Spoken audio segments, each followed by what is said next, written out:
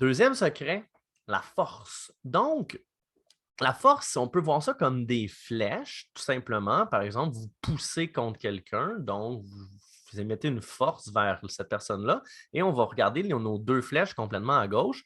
Et là, on aurait la personne qui vous pousse exactement dans la même direction. Et là, ben, c'est le plus fort qui gagnera parce que vous avez vraiment enligné vos forces. Et ben, normalement, c'est celui qui est capable de mettre le plus de force qui va réussir à repousser la flèche adverse. Ce qui est intéressant de comprendre, c'est que au Jiu-Jitsu, on aime beaucoup plus empêcher que la force adverse nous bouge plutôt qu'en mettre encore plus pour reculer la personne dans sa force. C'est bien important à comprendre. Normalement, quand vous êtes bon au Jiu-Jitsu, vous envoyez quelqu'un quelque part parce qu'elle voulait y aller.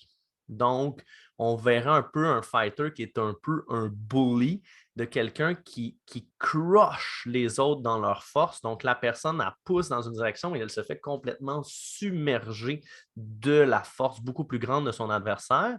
Ce n'est pas l'idéal de faire ça parce que ça coûte beaucoup de force. Donc, vous verrez avec les flèches, on veut plutôt se réaligner pour profiter de notre angle pour émettre notre force. Vous voyez ici, on avait la flèche de gauche qui pousse toujours dans la même direction pour les quatre exemples, mais là, la flèche de droite, elle a changé d'angle et elle va être beaucoup plus facile. Ça va être beaucoup plus facile de bouger la force ou la personne qui est à gauche, puisque elle a pris un meilleur angle où l'impact de la force de la flèche gauche compte beaucoup moins. Et ici, ben, on a c'est encore pire, évidemment, parce que la flèche de droite est encore plus enlignée et la flèche de gauche est encore moins enlignée. Donc, une perte de force complète parce qu'il n'est pas à bonne place et une force qui n'obtient aucune résistance parce qu'elle est vraiment, vraiment désenlignée. Finalement, on aurait la meilleure chose, c'est que la personne qui était à droite a réussi à aller complètement en arrière et amener sa force en plus de la force de l'adversaire pour émettre un mouvement.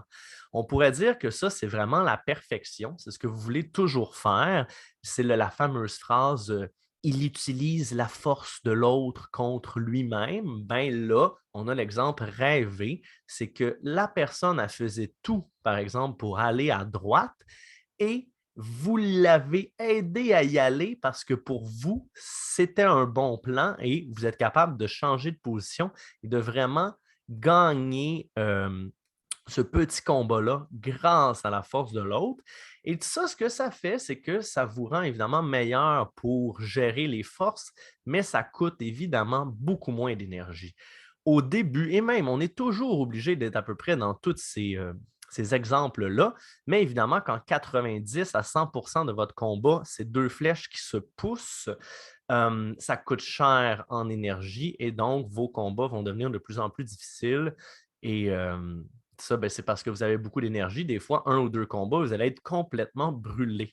Donc, pensez à ça quand vous êtes ici, surtout là, dans l'exemple complètement à gauche, ben, vous essayez de faire attention pour ne pas mettre trop de force dans ce petit combat-là parce qu'il va être dur à gagner, puis il va coûter cher. Donc, est-ce qu'il en vaut vraiment le coup?